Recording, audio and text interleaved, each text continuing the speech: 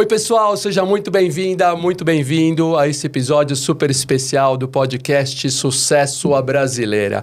Meu nome é Celso Sberner, eu sou consultor de empresa há muito tempo e tive o privilégio de interagir com muita gente importante, interessante, com muito conteúdo, muita história para compartilhar. A de hoje vai ser sensacional, prometo para vocês. Eu sigo empolgado com o nosso projeto Sucesso à Brasileira. Eu tenho certeza que quanto mais casos, pessoas de sucesso a gente trouxer, divulgar, compartilhar, a gente começa a criar um círculo virtuoso de sucesso no Brasil. Vamos ajudar a todos nós a ter mais sucesso e o nosso país também. Hoje eu tenho o privilégio incrível de trazer uma pessoa sensacional, que é um grande amigo, uma pessoa que eu admiro. Ele é diferenciado no que faz, ele é uma referência. Hoje ele influencia mais de centenas de milhares de pessoas com o seu conteúdo brilhante. Eu vou te apresentando aos poucos, Carlos, que é muita coisa para falar. É um prazer ter aqui você, prazer Carlos é meu, Bush. cara. Obrigado pela sua presença, cara. Prazer é meu. Você é um cara admirado por mim e por muita gente. Igualmente, cara. Bom conseguir espaço na sua agenda. Não é tão fácil, você cheio de viagens para cima e para baixo. Para falar mais um pouquinho de você. Pessoal, o Carlos tem uma carreira incrível no mundo corporativo. Né? Ele veio lá do Rio Grande do Sul, ele vai falar, tem muitas histórias. E nesse mundo corporativo eu tive o prazer, o privilégio também de trabalhar com você por um período muito bom. Você foi meu chefe, pra quem não sabe. Pô, você não tem chefe, Bush, foi. Tem parceiro. Foi o cara que acreditou em mim lá, Você é o cara. E ele tem uma guinada nessa carreira, né? Hoje ele é escritor, ele é palestrante, todas as feiras e congressos internacionais que vocês imaginarem, ele participa. E é muito legal falar também dessas guinadas, de tudo que você faz hoje, Carlos. E como é que você arrumou um tempinho na sua agenda para estar aqui? Pô, feliz, cara. Imagina.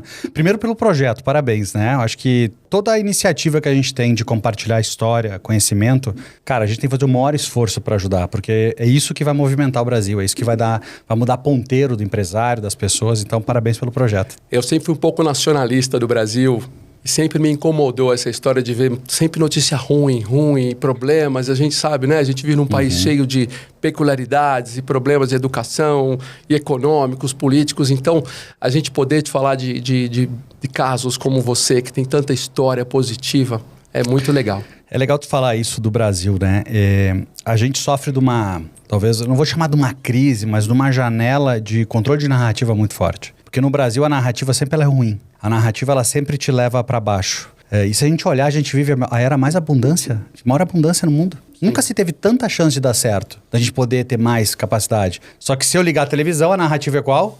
Não sai de casa que é perigoso. Fica como tá. Porque se eu manter todo mundo ficando como tá, quem se movimenta tem mais chance. Então, a narrativa, ela faz, e projetos como esse vão contra a narrativa que sempre existiu. Que é mostrar que todo mundo pode ter uma vida melhor, todo mundo pode se desafiar mais, né? Claro, essa é a ideia. A ideia é compartilhar do que já aconteceu de bom e criar e repetir. Que pessoas que estejam aqui nos escutando, que peguem detalhes do que você vai falar, do que as pessoas têm vindo aqui, falem para poder ter mais sucesso. Eu li um livro ontem mesmo, um livro novo do Adam Grant, que é Hidden Potential, que é tipo o potencial, para quem fazer uma tradução literal, o potencial oculto, aquela pessoa que tem um mega potencial, só que às vezes as pessoas não enxergam. E o livro todo, tem todo um estudo do Adam Grant, é fantástico, e ele traz uma linha que é exatamente isso. Toda vez que a gente coloca alguém em desconforto, ou faz a pessoa pensar diferente, a pessoa cresce. E é ali que a gente descobre o potencial. Então, um projeto como esse é isso. Tu te predispor, depois de todo o sucesso, agora eu vou compartilhar conteúdo fazendo um podcast. Isso vai fazer tu crescer e outras pessoas crescerem. A sociedade é isso, cara. Não, e sem dúvida, cara. E aí a gente começa a fazer os episódios aqui com gente bem interessante.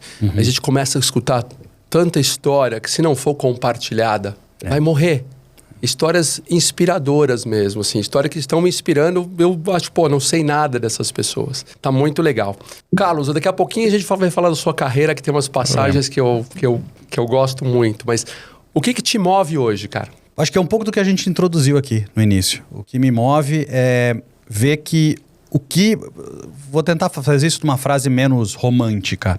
Hoje, se eu olhar para trás e ver, eu acreditei a vida inteira que todo o êxito que eu tive na minha carreira foi, digamos, o meu Everest. Conquistei. E hoje eu tenho a certeza que foi só preparação para o que eu faço hoje.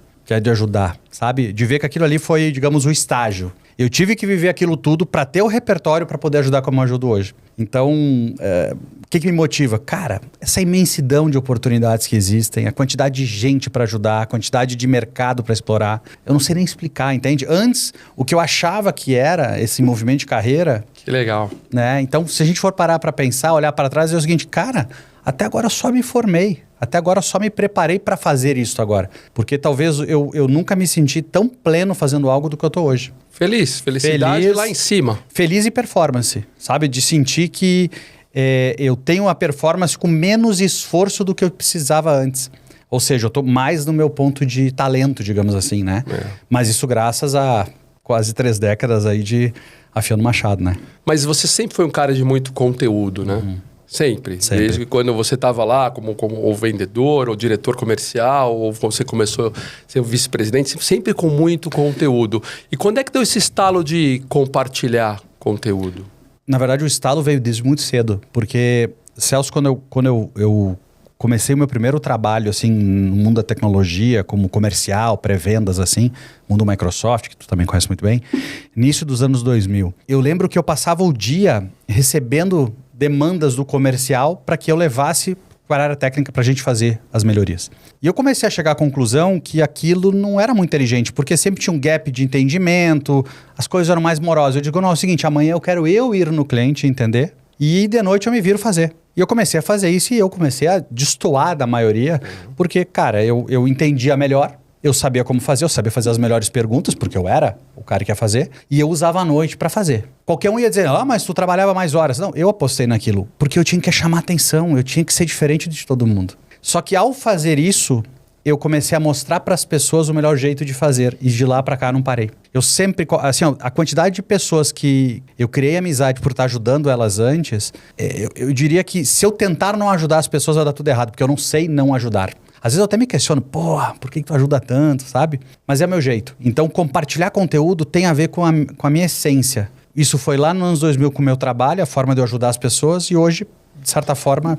Mas isso é notório, né? E aí, pessoal, acho que fica uma primeira dica, né? Você ser generoso. O Bush é um cara generoso no trabalho. Quando você trabalha com ele, eu tive o prazer de trabalhar com você, aquele cara que está sempre compartilhando e ajudando um cara do lado e querendo... não simplesmente falando assim, puta, olha lá, aquele cara tá com problema... Ele resolve lá o dele que não, né? Acho que você... o pessoal confunde, assim, 99%, talvez eu estou generalizando de uma forma muito ampla, mas vamos colocar aí 95% do mundo corporativo, são um monte de pessoas numa floresta e quando surge o leão, a preocupação é correr mais que o colega do lado, né? Eu não estou aqui romantizando, mas talvez a minha preocupação era dar dica para os colegas de como correr mais, mas não é que eu ia correr por eles, levar eles, não é isso. Mas eu sempre procurava ajudar as pessoas de como correr mais. E, obviamente, eu tinha que correr por mim. Porque se eu não tivesse resultado, eu poderia ser um cara maravilhoso e... Desculpa, né, cara? Tu é só legal, mas não entrega. Então, eu acho que um ambiente onde a gente também se preocupa em cooperar, de ajudar, todo mundo ganha, cara. Sim. Né? E, claro que tem horas que a gente perde. Mas a gente não perde na maneira direta. A gente... Porque eu não ajudo as pessoas querendo em troca. Então, quando eu falo perder, é que a gente espera que as pessoas também sejam generosas. Mas isso é delas, não é meu, né? Não tenho que me preocupar com isso. Né? E quando você começou lá vendedor, isso não fazia muita diferença, né? Porque para o vendedor ter sucesso, em teoria, ele precisa ter resultado. Não, vendedor... Ou algo mais. Como toda profissão, tu ser uma pessoa generosa ou não, ou integrada, não vai mudar o teu resultado num curto espaço de tempo. Em médio, sim. Em médio, sim. A gente sabe, né?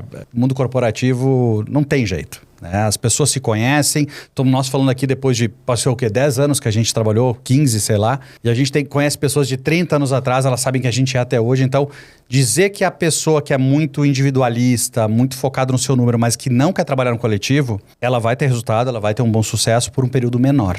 Porque ela não se sustenta por muitos anos assim. É isso que às vezes o mais jovem não entende no mundo corporativo, porque principalmente quem tem sucesso muito rápido. Né? Acha, não, eu sou o melhor, cara, não é o melhor. Pegando um exemplo da nossa passagem, pouco antes de eu começar a trabalhar contigo, meu primeiro ano foi na Oracle, né, que nós trabalhamos juntos. O meu primeiro ano, olha como a vida é. Eu entrei 16 de agosto de 2013 na Oracle. Sabe quando? E eu vendia muito já no mundo Microsoft.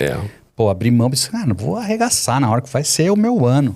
Veio do Sul já consagradinho.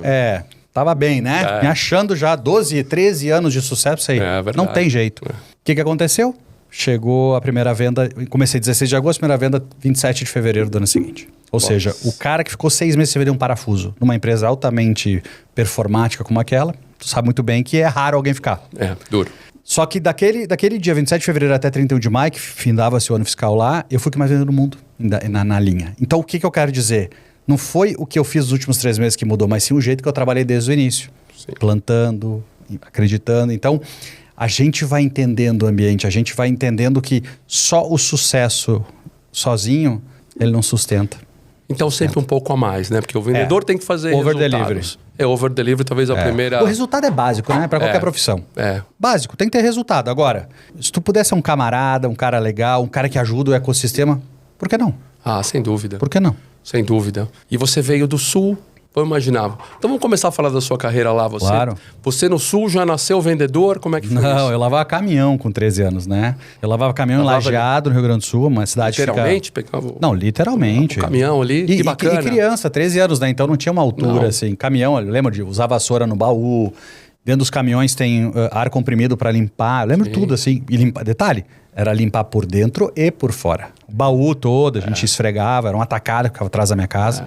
E ali ganhava R$1, R$1,50. Eram muito legais as pessoas. Mas tinha muito mercado, porque o lugar que mais existe caminhão no Brasil é no Rio Grande do Sul. Então tinha mercado, dava para ficar milionário. Eu lavava entre sexta e sábado, que era o dia que os caminhões voltavam das viagens. A gente lavava, sei lá, 8, 10 caminhões, assim. Que legal. Era muito legal. E assim, durante a semana eu ajudava no atacado a carregar caixa.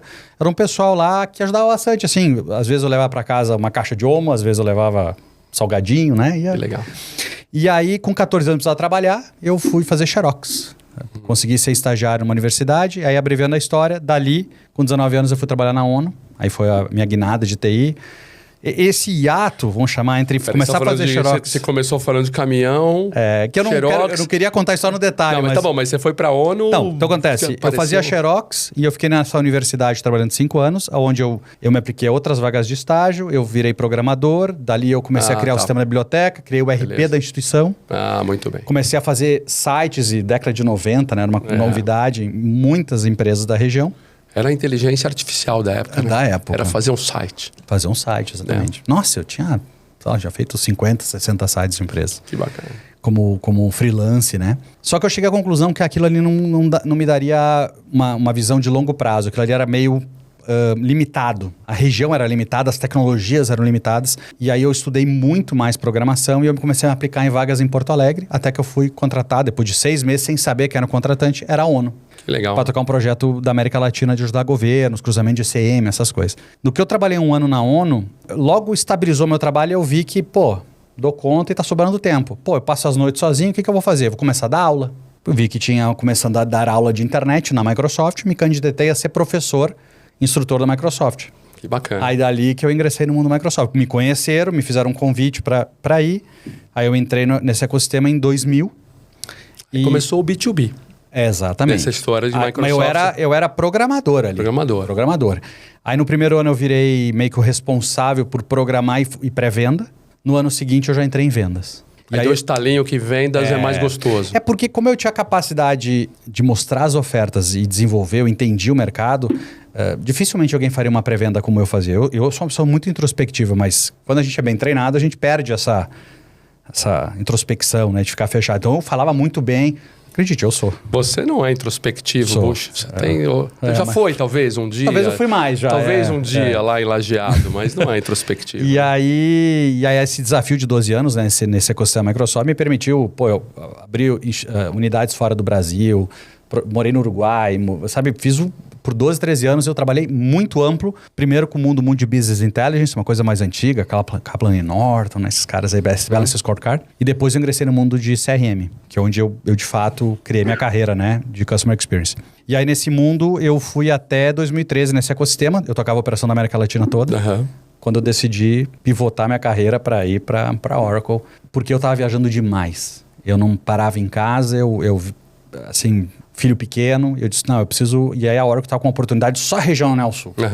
Aí eu digo, é aqui que eu vou ficar. Aí foi o primeiro ano que eu fiquei, né? Primeiros 9 meses. Só que o resultado foi tão bom, né? O destaque, clube e tal. E aí um cara chamado Celso Berner me chama para tocar a operação no Brasil. Vem pro Brasil, que o Sul tá pequeno para você, né? Exatamente. Aí eu voltei a tocar Brasil. Eu já tinha tocado Brasil por muitos anos, legal. América Latina. Que legal. E ali que foi a mudança. Você acha que o que marcou mais nesse período, assim? O que você acha que você teve, além desse over-delivery de resultado?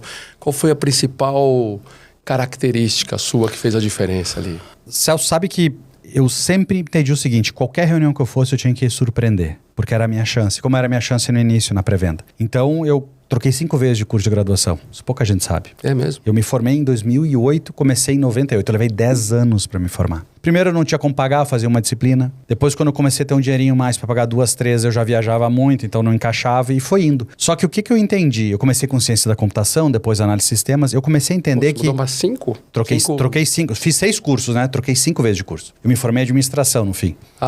Normalmente quem se forma em administração aqui não sabe, ou o pai tem uma empresa ou não sabe o que quer, né? Mas o meu caso foi... Eu não sabia o que queria, fiz administração. Também fiz administração. Então o que acontece? Eu comecei a pivotar cursos, porque eu disse, cara, eu não posso estudar o que eu faço, eu tenho que estudar coisas a mais para ter mais assunto. Eu tenho que ser o que hoje o mercado chama isso de T-shape, né?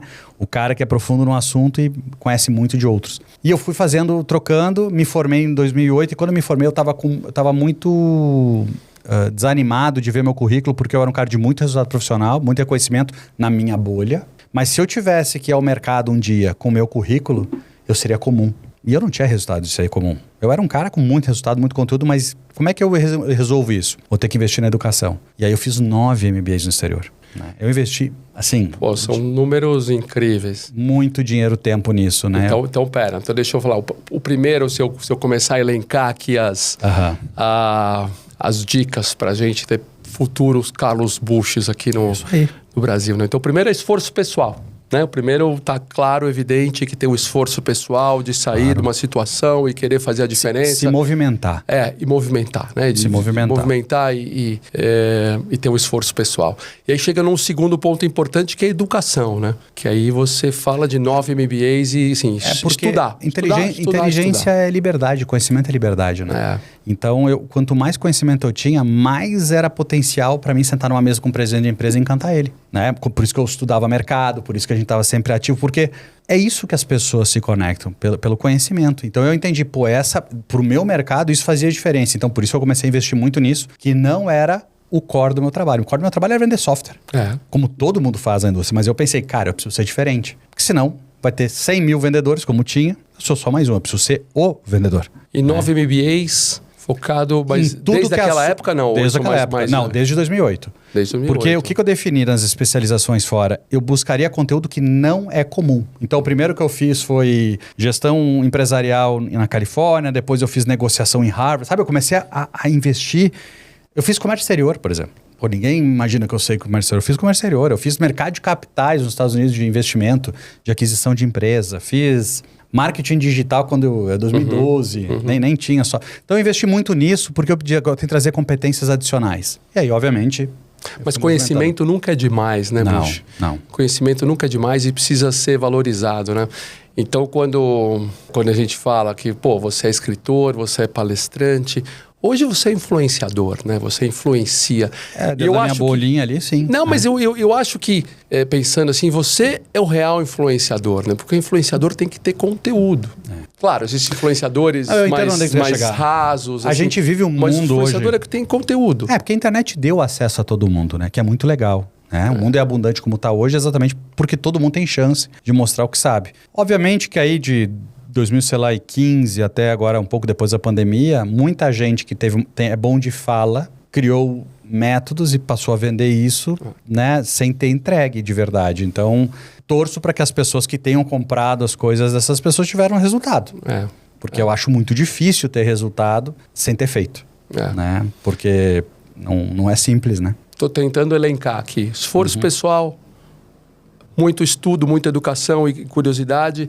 E aí tem o terceiro que é criar diferenciais, né? Ser único. Por que a gente é único?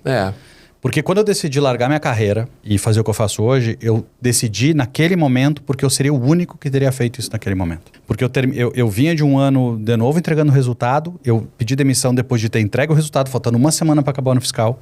Eu tinha que sair uma semana antes, porque se eu deixo acabar o ano fiscal, o mercado ia achar que eu fui, sei lá, não tive espaço na empresa, porque a gente nunca sabe, a gente sabe o mercado corporativo como é, então eu tinha que me preocupar, inclusive, com a minha imagem. Pô, Carlos, mas por que tu vai se preocupar com a tua imagem? Tu é um cara que sempre... Não importa, cara.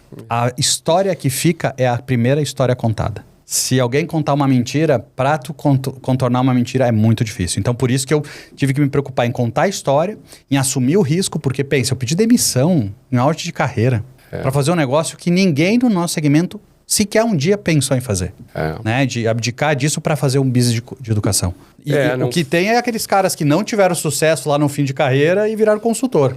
Que nenhum demérito. Mas eles viraram consultor porque começou a não ter mais resultado. Nós não, a gente optou em fazer... No mercado corporativo, parecia e parece não maluquice, né? Falou, pô, o Carlos tá ali, foi de vendedor, da Oracle... Né? Foi para outra multinacional, muito tempo, sucesso, VP, América Latina, e trabalhando com empresas globais, e de repente resolveu... Bateu a cabeça. Minha esposa ao menos achou isso, né?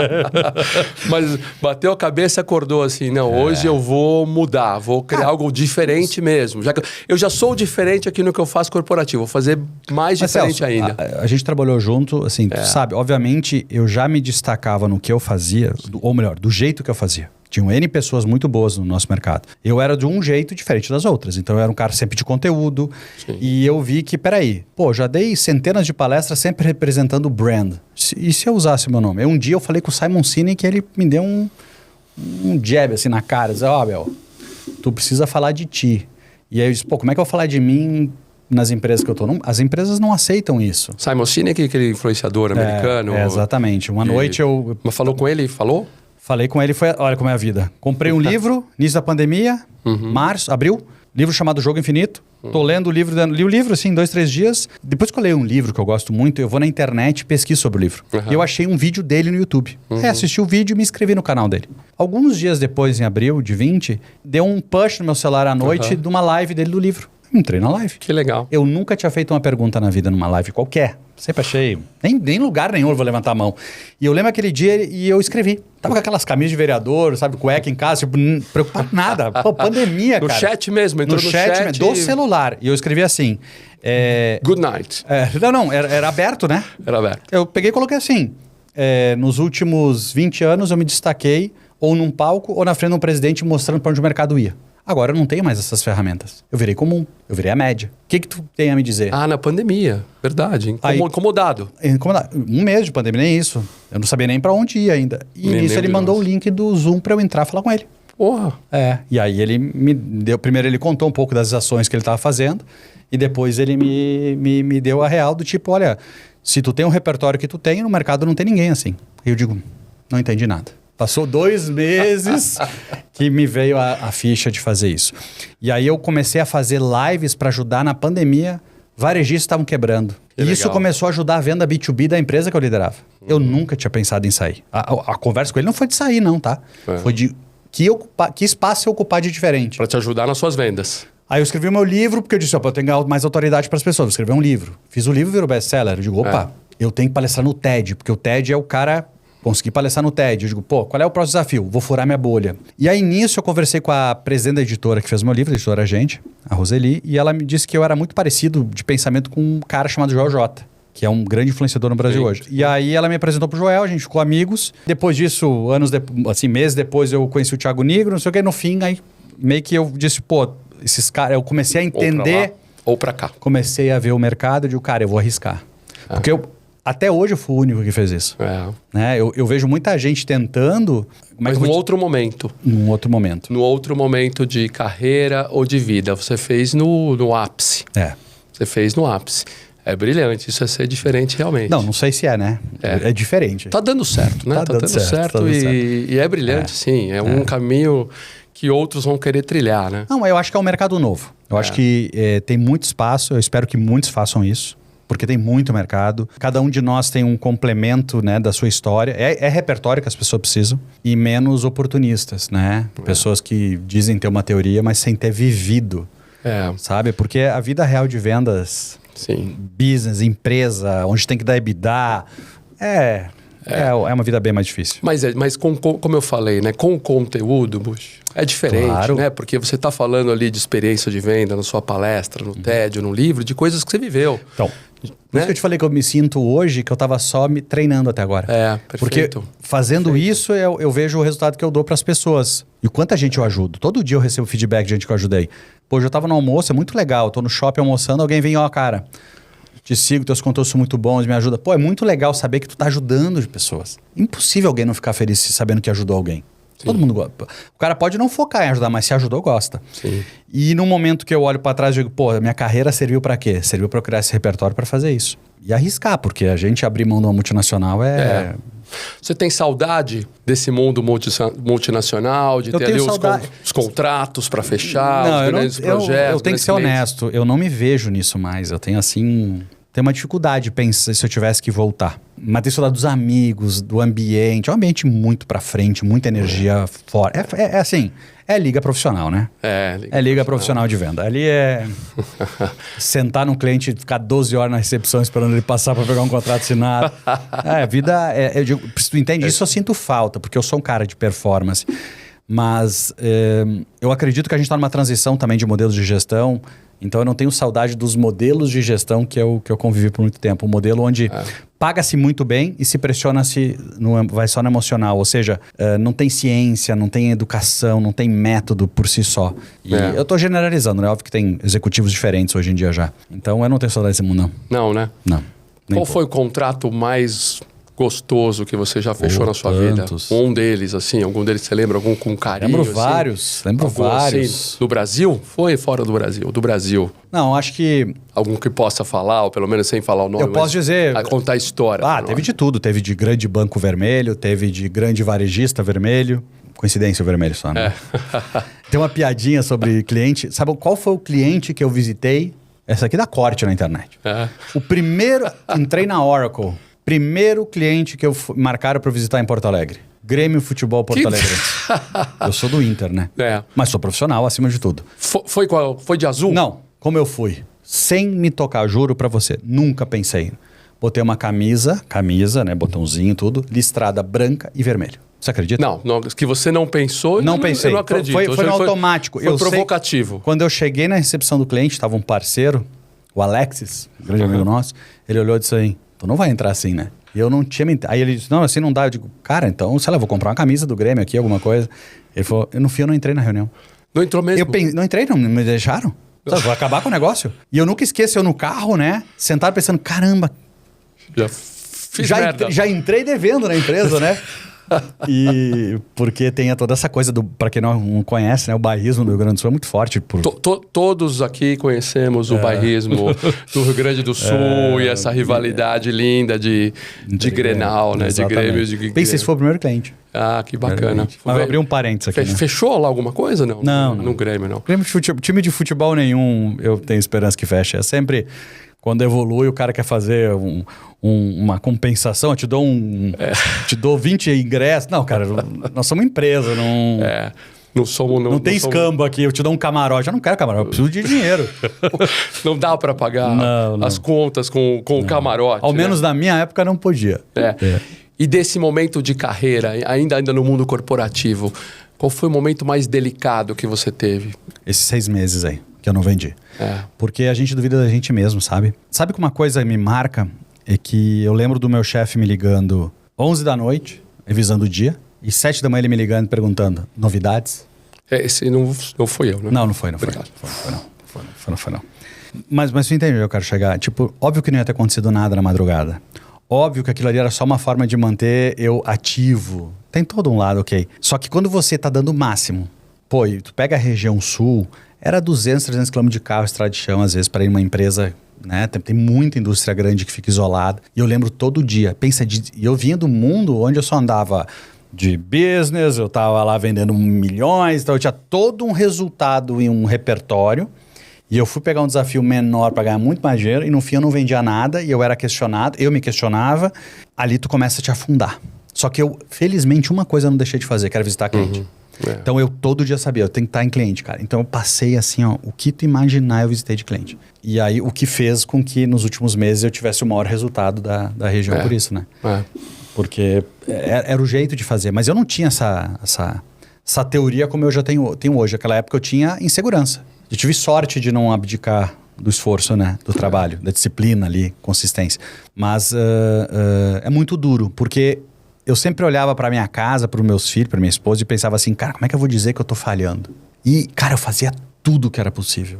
Eu sabia que eu não era um oportunista no mercado, mas eu estava desbravando um mercado novo, num momento diferente. Então aquilo serviu muito para hoje eu entender, anos depois também como liderar times, de entender que vendedor não pode ser cobrado venda, ele tem que ser cobrado por trabalho. Sim. Mais uma das dicas, assim, já estamos numa lista de umas 12 dicas de Carlos Busch aqui, mas imagina. Persistência, né, Busch? Persistência, resiliência é a palavra, exatamente. Resiliência de você estar ali e visitando, né? E na época não dava para fazer online, né? Não existia o online. E nem acho que daria certo no online, né? Porque esses clientes faz sentido, né? Você... Não, e outra, né? Eu chegava num cliente desse, eu lembro assim, vou sentar com o presidente da empresa. Fatura 2 bi. Eu tinha que chegar pro cara e não é assim, oi, tá me recebendo, muito obrigado. Chegar pro cara e dizer, olha, cara, eu tô enxergando teu mercado daqui a 5 anos assim, eu no teu lugar faria assim, teus competidores estão fazendo assim. O cara olhava e dizia, peraí, cara, me interessou. Porque se eu não conseguisse ter a atenção deles nos primeiros 2, 3 minutos, né? Então era diferente, porque eu tinha que chegar ainda treinado. Então cada reunião era uma preparação para ir lá. Relatório de investidor, coisa que eu acho que até hoje os vendedores não olham. Ler o relatório de investidor dos concorrentes. O que imaginar, cara? Ir na loja, fazer cliente oculto antes. Porque é muito legal tu estar no cliente e tu saber um detalhe que quase ninguém sabe. Né? Eu lembro vou te dar um exemplo. Um dia eu fui fazer um projeto para Tigre, Joinville, Santa Catarina. E eu tinha que impactar, e eu não estava achando que impactar. E aí eu fui numa loja e disse, cara, me dá um argumento que a Tigre perde para Manco. E qual é ganha? Eu cheguei na reunião, mas eu falei no nível de vendedor de cano. Entendeu? Porque eu fui lá no que vendia cano para entender dele. Porque é isso que o cara espera de ti. Né? Porque não é o melhor software que ganha, é a melhor história que ganha. Sem dúvida. Perfeito, Busch. Né? E assim, então, surpreender, né? O bom vendedor, ele surpreende. Né? Ele se prepara. Né? Não adianta entrar na reunião achando que você vai fazer, por mais improvisador de sucesso que você seja, né? Se você não estiver preparado, isso já naquela época. Hoje em dia, mais ainda. Mais ainda. Porque hoje a informação está num estalo. Tá? E tem muito jovem que, às vezes, o cara tem 3, 4 trimestres de sucesso, às vezes 1 ano, 1 ano e meio de sucesso, ele meio que entende assim, eu cheguei no ápice, agora eu vou ser o cara. Eu nunca esqueço, tive um chefe que me disse assim, Busch, uma curva não se faz com 2 pontos. E é assim, cara. Tu tem que ter muito tempo de sucesso para tu dizer, achei o jeito. Eu tinha 12 anos de sucesso. E no 13º eu passei 6 meses e não vendi um parafuso. Entendeu? Às vezes... Então, assim, tem muita gente competente no nosso mercado. Pô, a gente felizmente trabalhou com gente muito foda. Eu tava repensando aqui, aquela pergunta martelando se eu voltaria, porque é uma coisa que eu não me pergunto mais. Eu pedi demissão no dia 24 de janeiro de 22. Chegou março, eu tava em depressão. O meu maior medo era não dar certo. Deu tudo muito certo. Eu comecei a sentir falta. E aí, o que eu fiz, cara? Eu comprei um ingresso para ir na maior convenção, uma das maiores convenções da empresa que eu trabalhava nos Estados Unidos, para eu ir lá como cliente e sentir. E lá eu senti que eu não queria ter saído mesmo. Só que hoje eu vejo que eu gosto desse mercado, eu gosto de ajudar, só que eu não me vejo mais na linha de atuação exatamente pela amplitude que eu comecei a ter de acesso à informação e pensar. Então, como eu quero ajudar muita gente, eu estaria reduzindo, sabe? Então, é nesse sentido maior. Porque vender é muito bom, né? É bom, mas nunca diga nunca. Nunca diga nunca, porque né, se a nossa expectativa de vida hoje vai para 100 anos, 100 e poucos, né? Então você não começando, então. Você não tá nem, você nem começou, nem tá na metade. Se eu usei a palavra nunca é errado. Não, sei lá, amanhã mesmo eu posso estar num negócio desse, não sei. Tudo de acordo com a motivação e projeto. É brilhante nesse mundo corporativo, né? De como atingir resultados e com conteúdo, com toda essa informação, né? Mas que legal. Você acha que a gente ser brasileiro, né? E aqui quando a gente fala de sucesso brasileiro, a gente quer trazer isso para nós. Você acha que essas nossas características, isso te ajudaram, te atrapalharam?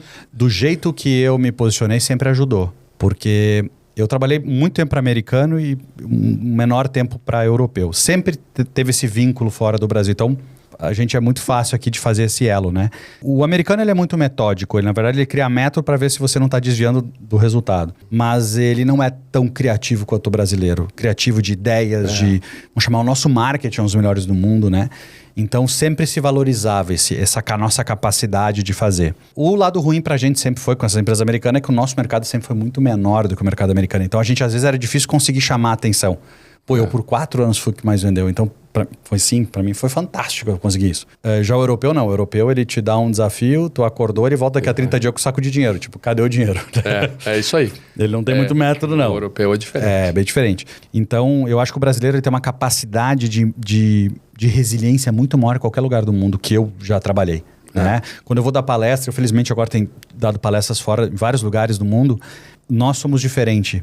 O problema do brasileiro é quando ele tenta buscar o atalho. Que aí volta aquela primeira fala aqui do nosso podcast, foi a narrativa. Se criou uma narrativa no Brasil que tem atalho para as coisas. Os 5 passos... Tipo, tem um livro que eu acho fantástico aí. Convença qualquer pessoa em 90 segundos. Vai lá em casa, meu amigo. Pode escolher qualquer um em 90 segundos convencer. Que papinho. Só que as pessoas... Isso vende. Então, quando o brasileiro que deixa de lado essas promessas ocas e de fato entra na resiliência, no trabalho e tal, é imbatível. É um povo... Eu também acho. Acho que as nossas características... a principal é a criatividade. Eu acho que tem algumas, né? A criatividade. A segunda, acho que é a parte de relacionamento. De como a gente tem uma habilidade de relacionamento pessoal que se você vai na Europa, eles não... Né, aquele jeito... em geral, frio, atrapalha um pouquinho, né? Acho que o que a gente tem que tomar cuidado, não sei se você concorda, é que a gente tem esse atalho que você está falando, talvez é o tal do jeitinho, né? Porque... Esse jeitinho, na verdade, que quase virou meme, né? É ruim para nós nesse mundo, quando a gente está interagindo com outras pessoas do fora do país. Para mim é a busca da vantagem, a busca do atalho, né? Se eu olhar minha carreira, se eu olhar a tua carreira, não teve um dia assim... Não, um dia eu tava aqui, eu amanheci aqui. Não, porque eu fiz um negócio... Cara, não, desculpa, não infelizmente não vou conseguir te contar essa parte. Não teve. Foi dia a dia. Então, assim, às vezes é mais longo o processo, mas ele é mais previsível que vai dar certo. E eu vejo muita gente tentando o atalho e aí passa a vida inteira sem dar certo. Ou quando tá dando certo... acha que não precisa mais se esforçar, que é uma outra coisa que acontece também, né? Mas se olhar, pensa assim, Celso, a gente nunca teve tanto dinheiro na sociedade como tem agora. Nunca teve tanta chance de prosperar. Então, a abundância que está ali fora, o cara só não aproveita se não quer de verdade se engajar. E eu não estou comparando eu, você, fulano, ciclano. Estou comparando eu com eu mesmo. O que importa para mim é de onde eu estou hoje para onde eu estou amanhã. Só isso. Melhorei. Cara, estou feliz. Estou vencendo. Né? É só isso, porque, cara, internet é complicado isso. Eu vou ficar me comparando com os outros. Sempre vai ter a grama mais verde do vizinho. Sempre vai ter. Não, sem dúvida. Para terminar esse ponto, acho que a gente deveria acabar com essa história que existe o jeitinho brasileiro. Acabar com essa história, nunca mais lembrar que é um povo que... eu sou brasileiro e gosto de levar vantagem. Isso é uma frase antiga que ficou famosa. A gente deveria parar com isso, que isso atrapalha. Cara, eu tenho um asco para isso, né? Atrapalha. Eu sinto que as novas gerações, eu vejo muito no exemplo da minha filha, por exemplo, que já está no mercado de trabalho, não tem mais isso, não né? Tem. Eles já nem... Mas que bom, eu acho que amadureceu, né? Talvez seja, né, minha geração para trás que tinha isso assim, mas acho que a gente tem que... Acaba com essa história. O brasileiro é criativo, ele é bom de relacionamento, ele tem resiliência, ele sabe viver na adversidade, né, de situações difíceis que a gente passa. Porque eu gosto daquela imagem que a gente tem, que acho que o mercado financeiro traz muito isso. A gente sofreu tanto com inflação, né, com insegurança financeira, que o nosso sistema bancário financeiro é dos mais desenvolvidos do mundo. Né? Eu tava pensando aqui, enquanto estava falando, eu acho que o desafio que a gente tem hoje, na nossa frente, tem a ver com relação com o consumidor.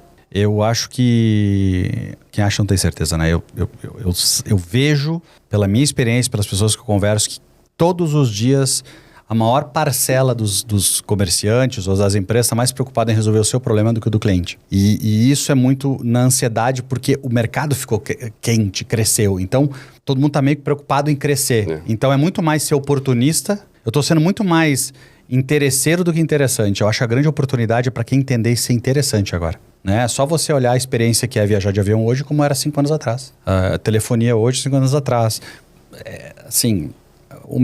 Porque o mercado estava quente. Mas a água vai baixar, vai nivelar e aí vai ver quanta empresa está deixando de crescer porque ela não entendeu que ela tem que ser interessante antes de ser interesseira. Você foi um dos meus gurus de experiência do cliente. Né? Imagina. Então, e lá na época da Oracle, muito, né? aprendi muito com você sobre essa história de experiência do cliente. Então, você acha que... eu só não entendi quando você comparou a experiência de viajar de avião. Não, vou te dar um exemplo. Com a experiência... Vou te dar um exemplo. Hoje, se a gente vai no aeroporto, presta atenção quem estiver em Congonhas. É uma gritaria no microfone o tempo inteiro. A mala tem que despachar, grupo 4, se eu quero... Cara, pra que essa gritaria? Pra quê? Cara, pra que se criam regras que prejudicam o cliente? Então não cria regra. Entendeu? Por exemplo, eu sou o nível mais alto das companhias aéreas por voar sempre muito. E aí as empresas aéreas me dão o direito de escolher o assento sem pagar. Primeiro que antigamente a gente já tinha o assento, né? Agora não, o assento é meio que se tu não pagar antes, tu vai ficar no limbo. Mas tudo bem, então como eu tenho direito, reservo o assento. Quando eu vou embarcar, seu Carlos, a gente teve uma alteração, o senhor está na 32. Mas cara, eu estava na 2, eu tinha direito. Pois é, mas não tem mais. Por quê? Porque algum cliente veio querer pagar, pagou, sei lá, R$28 pelo assento, eles tiraram de um cara que voa 200 vezes por ano para ganhar R$28. Isso mostra o quê? Interesseiro não é interessante. Entendeu? Entendi. Então, a minha provocação é que assim, todo mundo está querendo tirar a moeda que pode de todo mundo. Isso não dura. Tem que ter respeito pelas pessoas, compromisso com a qualidade. Então, eu acho que essa grande é a nova camada da oportunidade agora. Antigamente foi digitalizar, ter sistema. Agora a era da inteligência. A parte de voar de avião piorou um pouquinho. Mas de telefonia... melhorou do que o passado, não? Fala de serviço, né? Mas se tu for pensar, qual é a tua experiência se tu precisar ligar para um call center? Não. Essa é a relação com o consumidor. Nem quero tratar esse assunto aqui, que eu vou ficar de mau humor. Então, a minha provocação qual é? Se a gente olhar o segmento como um todo, se você entra numa loja de fast fashion, aquelas lojas cheias de arara de roupa, você escolhe um monte de roupa, quando você vai provar, tem um funcionário preocupado não que você compre, preocupado que você não roube. Então ele só quer te dar uma plaquinha quantas calças tu para provar. E aí tu entra lá, prova 5 calças, devolve as 5, ele tá realizado, porque tu não roubou, tu devolveu as 5. Só que tu deixou de comprar, porque ele não te pergunta por que tu não quis as 5 calças. Porque esse não é o trabalho dele. O trabalho dele é não roubar. Ou seja, ele só tá preocupado com ele, não contigo. E qual cliente entra numa loja, tira a roupa 5 vezes para provar e não compra? Alguma coisa aconteceu de errado. Entende a provocação? Isso é não olhar para o cliente, é olhar só para si. Só que como todo mundo desses grandes olham para si, que eu brinco, né? Eles acabam olhando para sua meta e não mais para o cliente, abre-se uma grande oportunidade. Sim. Então a dica aqui que fica nessa conversa é quem entender isso, querer ser mais interessante do que interesseiro, vai ter atenção de todo mundo. Ser mais interessante que interesseiro. Por exemplo, se tu parar para olhar o mercado, por exemplo, refeição, restaurante, tu não lembra o nome do garçom, tu não lembra o preço que tu pagou, mas tu sabe como tu te sentiu num lugar. É isso. Não é a oferta, a promoção que faz vender, é como eu me sinto. Agora, experiência está na moda, né? A gente tem... Todas as empresas, ao menos... É por isso que é o problema. Começam a falar em oferecer, tá na moda. Pensar em oferecer alguma experiência. Eu vejo essas empresas que eu dei o exemplo de fast fashion, os caras dizendo, investimos milhões em inteligência artificial, blá, blá, blá, blá, blá, a empresa mais não sei o quê. Eu entro na loja, acontece isso, cara. O NPS da loja é 99%. Perfeito, cara. Tu entra lá, tá o atendente com a cara fechada. Adianta tu ter esses indicadores se tu não... Se a experiência, eu não me sinto assim.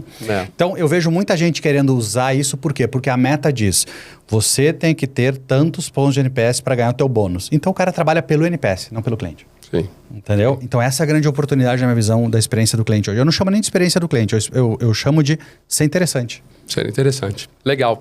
Você falou de inteligência artificial. Como é que você... nos vê no mundo de inteligência artificial nos próximos 5 anos, Push? Eu vou me aproveitar de uma entrevista que eu vi esses dias de um cara chamado David Bowie. Acredito que eu estou usando David Bowie como referência aqui. David Bowie. David Bowie, na década de 90, ele foi entrevistado por um repórter da Inglaterra. Para quem não sabe, David Bowie era dividir apartamento com Fred Mercury e com o Mick Jagger. Calcula o que era esse apartamento, né? Eu não sabia que eles dividiam apartamento. Dividiram apartamento, os três juntos. Imagina. Loucura. No ápice do Rolling Stones, do Queen e, né, do David Bowie, quando ele, inclusive, compôs junto com o Queen, né? E o David Bowie, pô, aí me disseram, um professor suíço chegou pra mim e disse, vou te mostrar a entrevista do David Bowie. Eu disse assim, não pode ser o mesmo assunto, né? E é uma entrevista perguntando sobre o que ele achava da internet. E uma resposta fantástica. Fica a dica para o pessoal procurar, mas em resumo o que ele diz é o seguinte, que a internet não é um software, não é um parâmetro que a gente tem de mudança, é um novo jeito de se viver. Ele ainda brinca assim, é o jeito alien, né? Brincando assim. Mas em resumo é o que se tornou a internet entre a década de 90 e hoje. Um novo jeito de se viver. E eu vejo que a inteligência artificial vai ser isso. O que eu só acho errado hoje em dia é que eu vejo todo mundo olhando a inteligência artificial para reduzir custos ou substituir pessoas. Isso é a pontinha do iceberg. Eu tenho que olhar a inteligência artificial para fazer coisas que ninguém faz. Então vou te dar um exemplo. Tu imagina se eu com a inteligência artificial... vamos pegar vendas B2B, que é um corte legal para a galera. Todo cliente, a gente com a experiência de vendas, tu já vê, pô, esse cara aqui é mais dominante na reunião, esse aqui é mais influente, esse cara aqui é mais experiência, pô, esse aqui é mais estável, se eu não mostrar caso de uso, métrica, eu não vou vender, pô, esse aqui é mais conforme, se eu não mostrar garantia, contrato, ele não vai comprar. Cada pessoa a gente ia sentindo na reunião.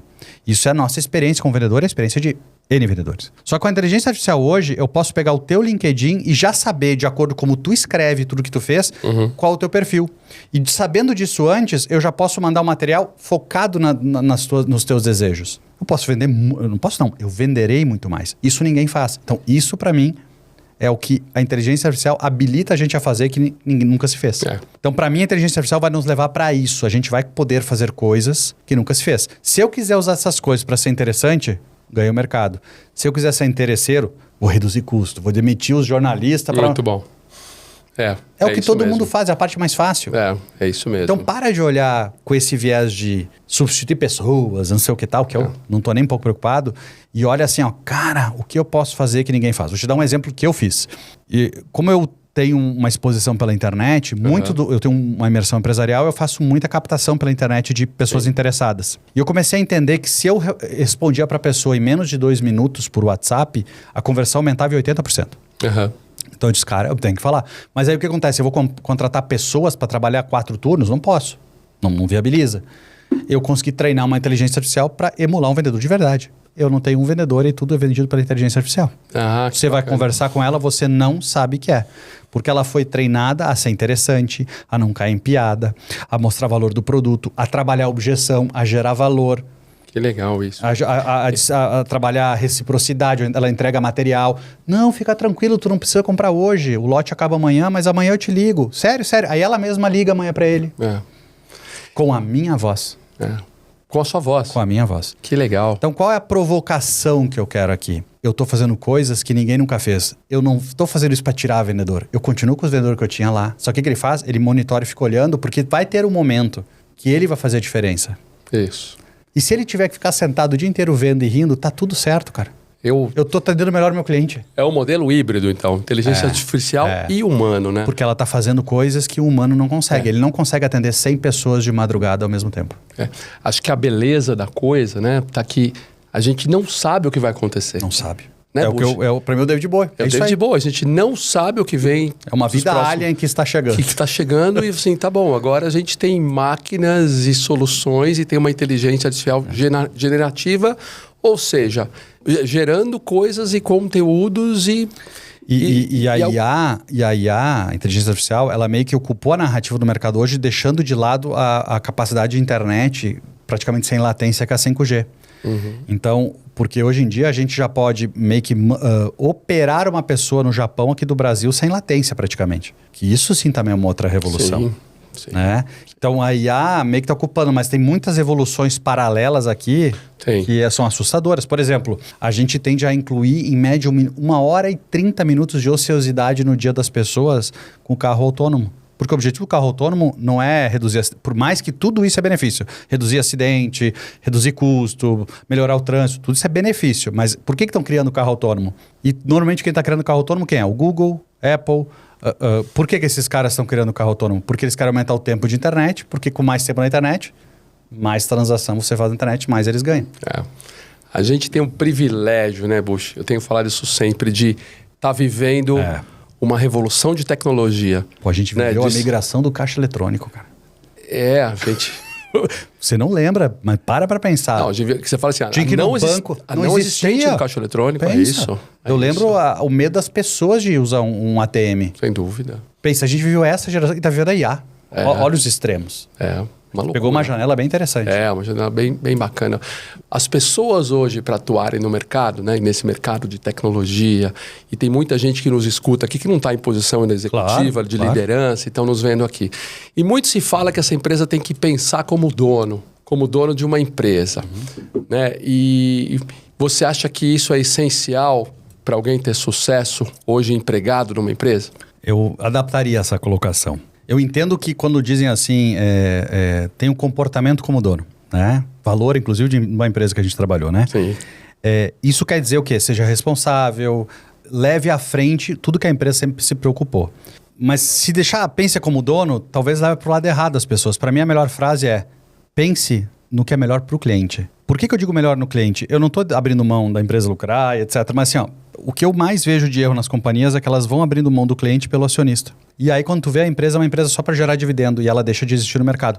Pode olhar, nenhuma empresa, desafio aqui, nenhuma empresa quebrou porque o número 2 ocupou o mercado. O que acontece é alguém que entra no mercado com pensamento novo que mata o mercado. Então, se você olhar, exatamente por isso, porque ela focou no cliente e não pensou como dono. Pense sempre em querer mudar a jornada do cliente, sempre em trazer algo novo, porque é ali que está. Então, se eu como cliente, por exemplo, se eu sou o executivo de uma multinacional atendo o mercado de varejo, Bush, tu tem que pensar como tu vai usar tudo que a gente tem aqui para melhor atender o cliente. É isso que tu tem que pensar. Tu não tem que pensar como o dono da multinacional. Porque aí tu vai invariavelmente pensar em coisas que não importam no resultado. Entende? Entendi. Então é só essa adaptação. Eu entendo que é esse o desejo das pessoas quando usam essa frase, mas eu seria mais frontal. Esses dias eu vi uma pesquisa, eu só não estou recordando aonde, mas se pegar o esforço das empresas hoje, a produtividade, ou seja, a quantidade de esforço empenhado dos funcionários, empresas acima de 800 funcionários, 60% do tempo é comunicação. Mensagem, e-mail, as pessoas têm que se comunicar, é só ruído, é difícil, porque a gente...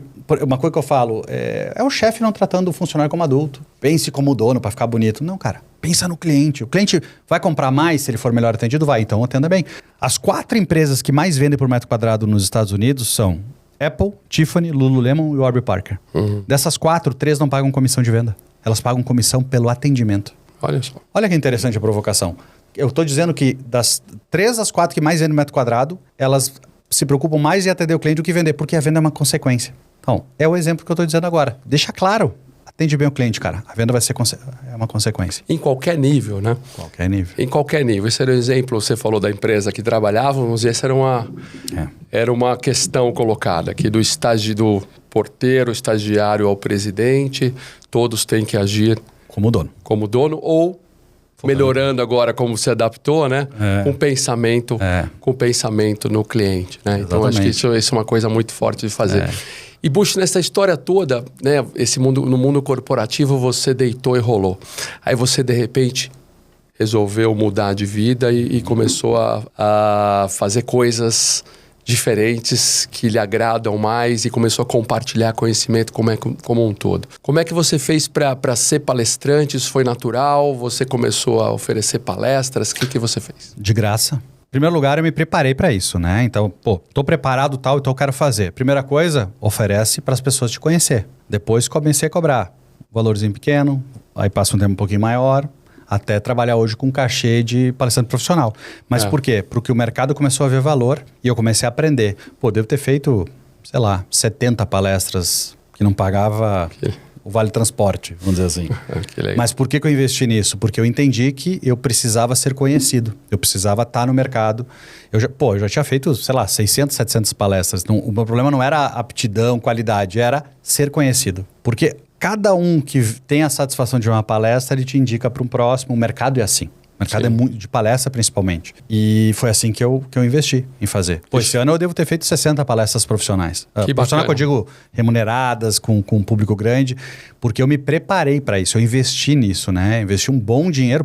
Um ano da minha vida sem ganhar um centavo, né? É um investimento alto, né? Investimento Fora o treinamento, tudo então... E olha que interessante, eu ainda estava na multinacional que eu estava e eu dava palestra. remunerada.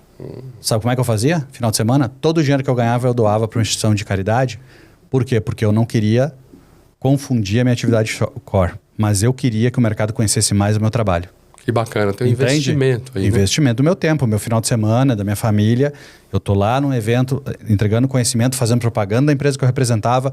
O cachê era uma forma de justificar de eu estar lá, ou seja, para eles valorizarem, e todo o dinheiro era doado. Por quê? Porque eu não podia confundir a minha atividade-chave, que era... Eu era executivo daquela multinacional. Quando eu saí, eu já saí diferente. Obviamente, eu trabalhei, 7 meses praticamente sem cobrar nada, porque eu precisava.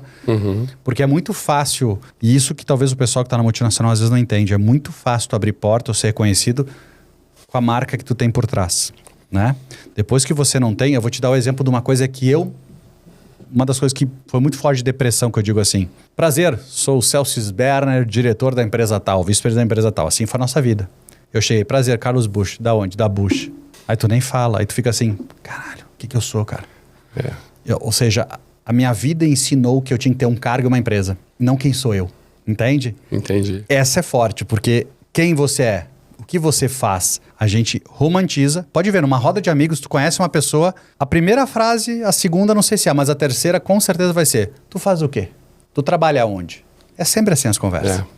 Entendeu? Tem que ter uma maturidade. Eu demorei para ter. Maturidade e absorção, né? Porque eu não tinha problema de ego. Eu tomei a decisão de sair daquele mundo. Eu não esperava ter aquele tipo de requinte, mas algo que eu não sabia que seria difícil era isso. Porque eu não tô nem falando de abrir porta, tô falando com um amigo. Eu lembro que eu fui num jantar do varejo, premiação do varejo, sentei com os presidentes varejistas, pessoas que a gente conhece, e o presidente de uma grande empresa perguntou: Bush, quanto tempo não te vejo? Tá fazendo o quê? Aí quando tá dizer, pois é, eu tô gravando vídeo e ajudando pessoas. O cara vai dizer, não, esse cara aí bateu a cabeça, não pode ser.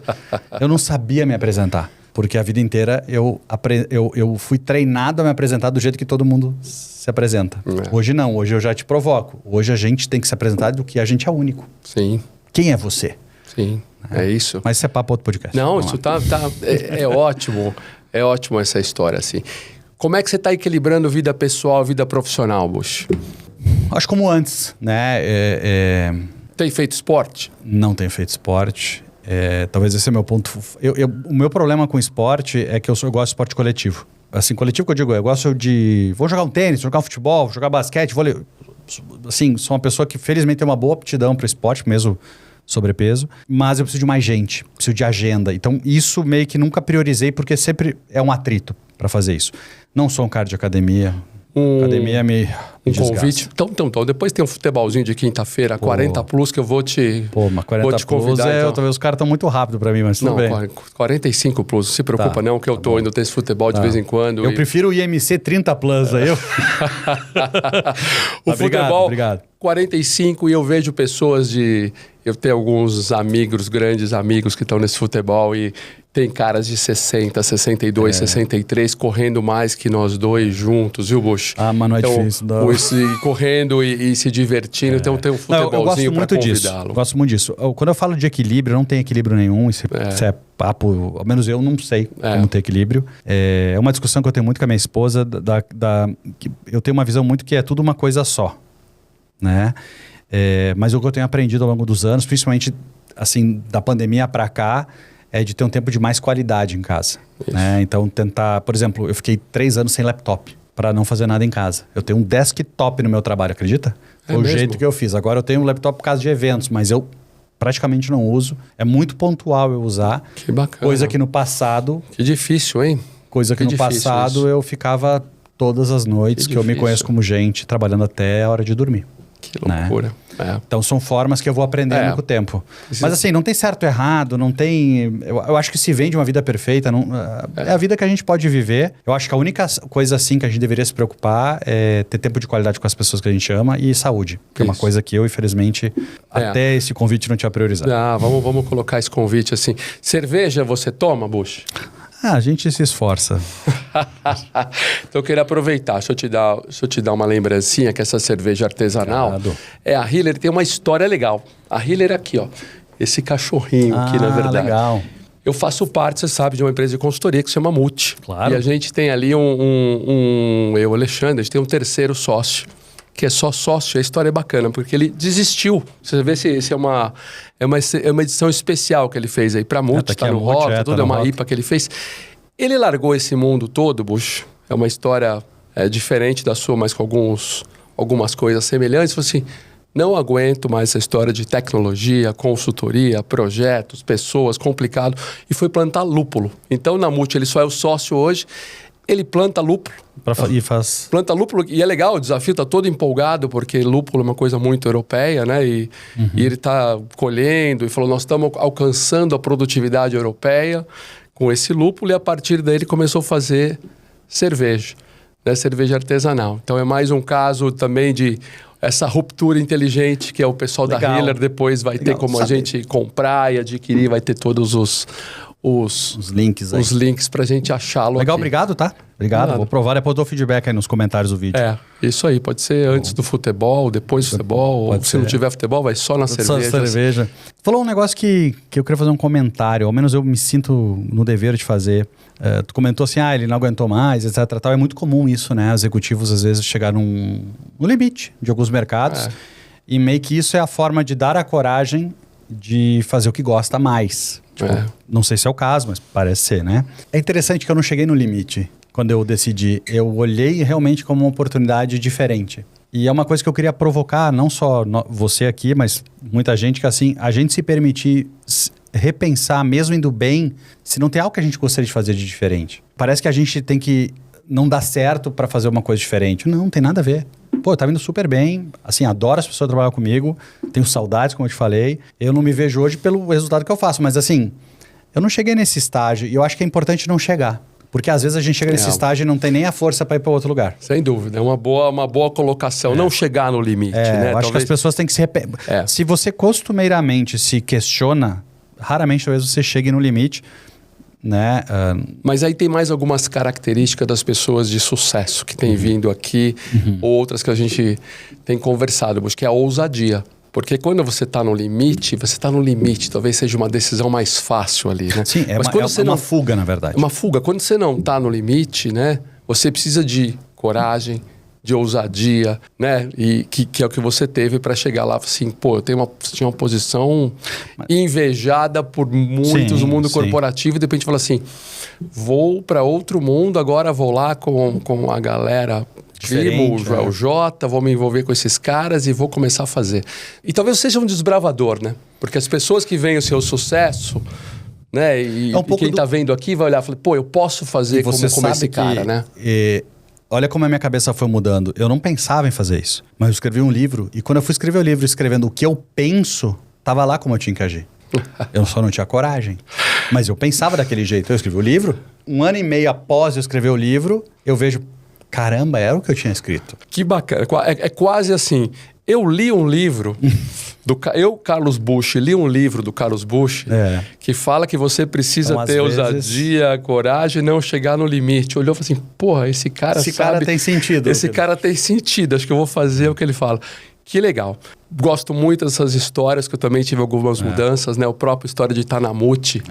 De Tanamuti é um parabéns pouco... pelo projeto, muito legal. É um pouco disso, de estar lá fazendo consultoria e de aqui compartilhando essa história de sucesso. O teu caso é o mesmo, né? O caso que tu tá no ápice, num projeto, podia estar em qualquer outro... Não, eu vou empreender, quero fazer. Digamos, o caminho, talvez, que te dê maior recompensa dentro e... Talvez trabalhar muito mais esforço, mas o esforço não necessariamente é... A gente associa que tudo tem que ter dor, né?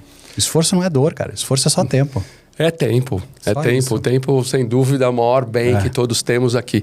Se você puder resumir, Bush, sucesso, o que você entende por sucesso? Não me sinto muito apto a falar sobre isso, sim. Acho que palavras como felicidade, sucesso...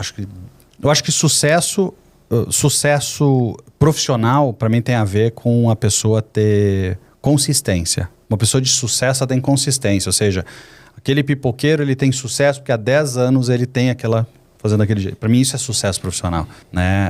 Lado pessoal, acho que varia muito de pessoa a pessoa. Então, para mim, sucesso são aquelas pessoas que descobrem um jeito de fazer e elas conseguem ter consistência naquilo. E se puder ensinar mais gente... Aí eu trago também realização junto aí com esse sucesso, né? Tem uma coisa que eu já vi você falar que é muito bacana. Você falou comigo um dia e eu fiquei com aquilo na cabeça. Você falou, servir primeiro. Eu uso essa frase. Né? Servir primeiro talvez seja uma grande dica aí para essa história de sucesso. Eu vi você falando algumas coisas. O servir primeiro é o que a gente falou até agora. Tu entregar sem esperar dos outros. Isso na dúvida eu te ajudo antes de qualquer coisa. Porque eu sempre digo assim, ó, eu sou um cara introspectivo e reforço de novo. Se tiver 5 pessoas lá numa rodinha, eu não sou o cara que vou chegar e me apresentar nas 5.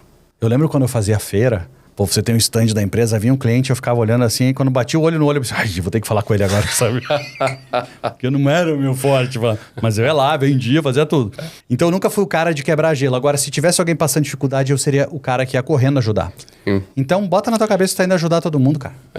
É isso aí. Essa é uma ótima dica. Puxa, que capítulo que você tá da sua vida, você acha? Eu acho que eu tô começando o meu principal projeto. Tenho certeza, meu principal projeto de impactar, sabe? Eu sinto que o projeto tá ali, né?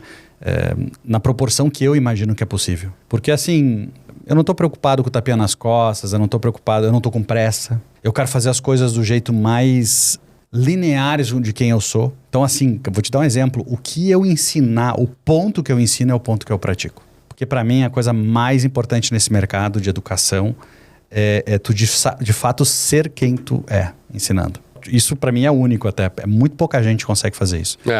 Então... Muito legal.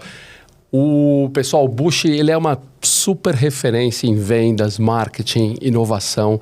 Eu estou muito contente que você está compartilhando isso de forma estruturada. A sacada é sensacional, essa sacada de pandemia. Claro. Vamos agradecer que a pandemia acelerou algumas coisas, né? A pandemia eu acho que trouxe muita maturidade para a sociedade, com coisas boas, com coisas ruins, né? E muito legal. Então, quem quiser, nós vamos ter todas as inscrições das palestras do Bush, o canal Seja Único, tem livro, tem TED Talk, tem um monte de coisa. Tem tanta coisa. E tem um treinamento que vai acontecer em 2024, certo? Acho que a gente até tem o nome dele aqui. Tem isso mesmo? Tem. Esse é o Ignição. Obrigado, não sabia que ia fazer essa surpresa aí. Eu tenho que surpreender não só os clientes, mas os parceiros e amigos, caras. Eu também aprendi um pouco. Essa primeira edição é dia 3 de fevereiro. 3 de fevereiro. 3 de fevereiro. Isso é um treinamento... É um evento de um dia inteiro de vendas, marketing e inovação. Sensacional, galera. Acho que vale a pena entrar nisso aqui e ver. Só lá no meu perfil. Para ter muito tempo com você, Carlos Bush. Obrigado, cara. Cara, dá para falar, mas vamos ter que fazer mais uns 2 episódios com você. Vamos. Falamos de tudo. Próximo falaremos mais do Inter, de toda a grandeza do Colorado, né? Eu posso pegar um livro histórico para ler do passado. Ultimamente não... Falaremos de Falcão, Batista e de todos os outros aqui. Tudo fotos em preto e branco. Não é isso. Cara, eu queria agradecer muito a sua presença. Agradeço, um papinho que passou rápido, passou gostoso aqui. É uma honra ter você assim. Você é um cara que eu tenho de referência, um grande amigo para minha vida. Então, muito obrigado por você estar aqui. Para mim não é só um prazer, como uma honra, porque assim, foi um dos caras mais brilhantes que eu trabalhei, mas fundamentalmente como pessoa. Não, essa é verdade, porque a gente vem de um mundo, a gente felizmente conhece muita gente legal, mas não tem uma pessoa que eu conheça que quando associa teu nome, o Celso é demais, tal. Tirando o lado do futebol, eu acho que tu tem muita gente que é fã do teu trabalho. Parabéns também por esse tipo de iniciativa. Eu sei o quanto é difícil tirar tempo para criar conteúdo. Até pedir pro pessoal dar like, aí compartilhar, manda para 5 amigos. Compartilhar, com certeza. Fazer tudo isso. Com certeza. Porque projetos assim que a gente tem que apoiar. Eu vou aprendendo, vou vendo um pouco do que os amigos de sucesso fazem e vou aprendendo isso aí. Obrigado mesmo. Você é um super sucesso brasileira, cara. Tamo junto. Obrigado. Galera, é isso. Como o Bush falou, por favor, curta, compartilhe aqui. Espero que tenham gostado e vamos fazer episódios tão legais, talvez tão legais quanto esse com o Carlos Bush aqui. Valeu, galera. Obrigado.